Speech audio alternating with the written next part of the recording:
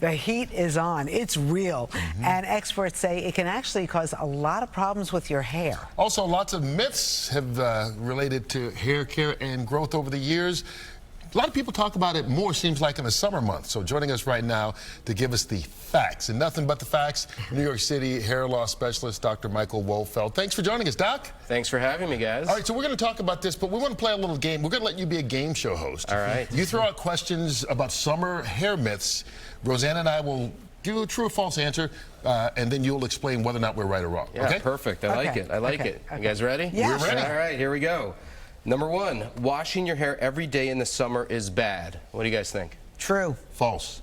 So that's false. You can wash your hair frequently over the summer because there's dirt, there's impurities, there's salt from going swimming, there's chlorine. So you want to really wash your hair frequently to get all that out so it doesn't damage your scalp. And it's not just the summer, right? You can wash your hair every day year-round, right? Yeah, you can wash your hair frequently. It depends on your hair type and who you are and how much sebum or oils that you secrete, and you don't want to over-dry it. But in the summer especially, there's so much impurities that build up in your scalp from swimming and different products that you may use, so you really want to get that cleaned out. I didn't know that. I always thought it was best not to wash your hair that often. No, you can wash it frequently if you need to. I do it every day.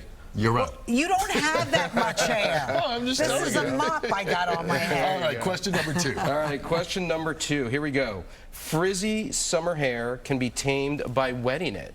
Ooh.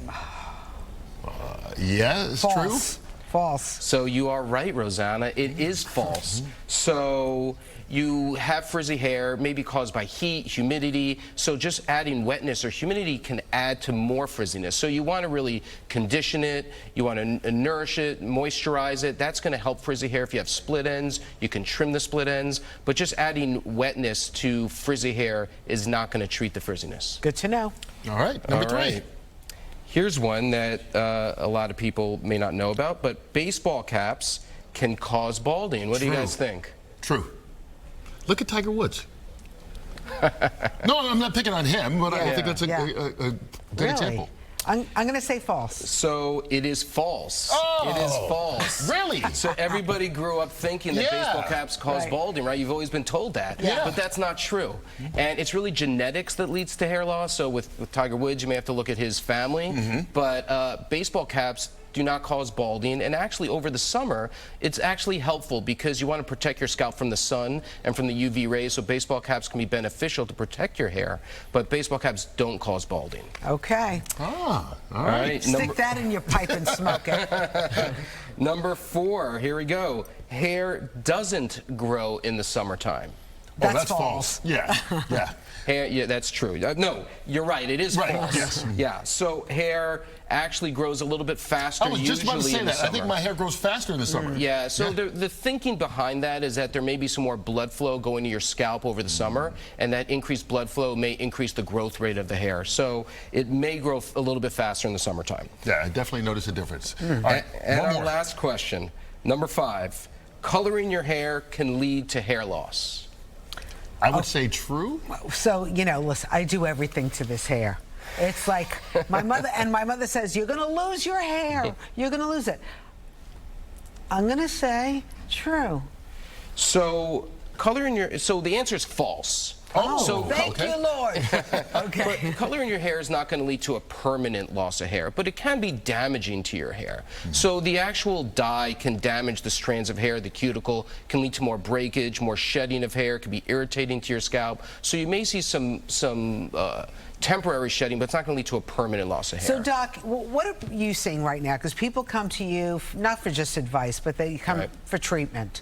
What are you seeing is the number one thing out there? So I see a lot of people come into my office with shedding hair, but also thinning hair, which can be genetic. And there's in-office treatments, there's prescription treatments that can help for thinning hair. One of the in-office treatments that we do offer is what's called PRP, or platelet-rich plasma treatments. That's derived from your own blood. We concentrate the platelet-rich plasma, which has growth factors that can help to strengthen and thicken your hair. And we do have some before and after photos of some patients that have undergone PRP treatments, and it has helped to stabilize, and it can help to thicken their hair as well. So obviously the before is on the left and the after is on the right. You know, is it that you see more of it because people are coming to you to address it more, or incidents of it happening more?